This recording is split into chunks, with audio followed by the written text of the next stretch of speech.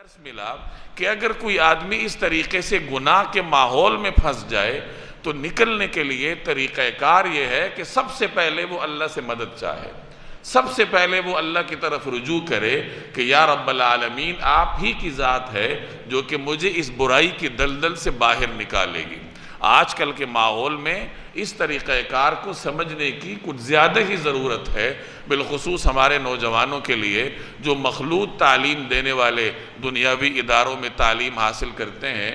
ہمارے معاشرے میں عام طور پر مخلوط مجالس ہوتی ہیں، خاندانوں میں مخلوط مجالس ہوتی ہیں، مخلوط محافل ہوتی ہیں جن میں بے پردگی بھی ہوتی ہے، مختلف عناصر ہوتے ہیں جو کہ آدمی کو گناہ کی طرف لے کے جاتے ہیں۔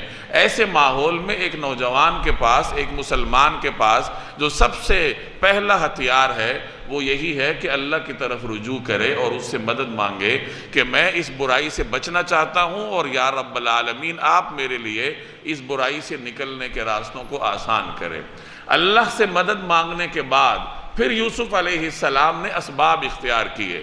اس وقت جو سبب وہ اختیار کر سکتے تھے اور سبب انہوں نے یہی اختیار کیا کہ وہ دروازے کی طرف تشریف لے گئے۔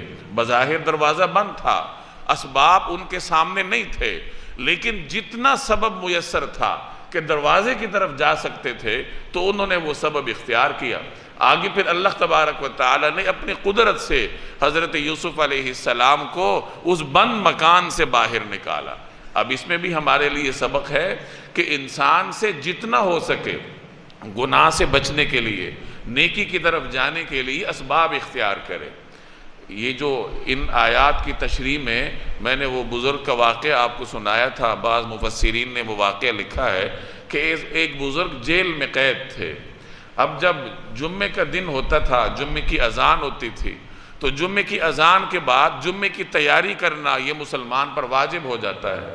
جمعے کی تیاری کا مطلب یہ ہے کہ وہ غسل کرے، پاک صاف لباس پہنے اور مسجد کی طرف چلنا شروع کر دے، یہ ایک مسلمان پر واجب ہے۔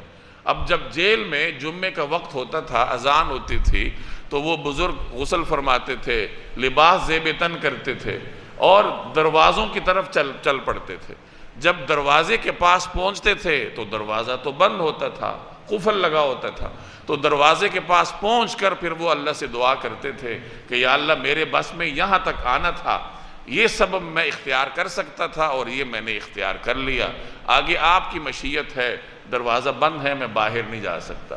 تو اس میں ہمارے لیے سبق ہے کہ جتنا آپ سے ہو سکے اسی قدر برائی سے بچنے کے لیے اور نیکی پر عمل کرنے کی کوشش تو کرنی چاہیے۔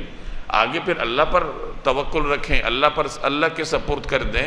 کم از کم آدمی کے پاس یہ کہنے کو تو ہو کہ جتنا سبب میں اختیار کر سکتا تھا، جتنا گناہ سے بچنا میری وسعت میں تھا، اس قدر میں اختیار کر چکا۔ آگے اللہ جل جلالہ پھر انسان کے لیے راستے ہموار کرتے ہیں۔ تو ایک سبق ہمیں یہ ملتا ہے کہ گناہ سے بچنے کا طریقہ کار کیا ہے، کہ پہلے اللہ کی طرف رجوع کرو اور پھر اسباب اختیار کرو، یہ دونوں ضروری ہیں۔ ان میں سے ایک بھی رہ جائے گا تو آپ کا طریقہ کار ناقص رہ جائے گا۔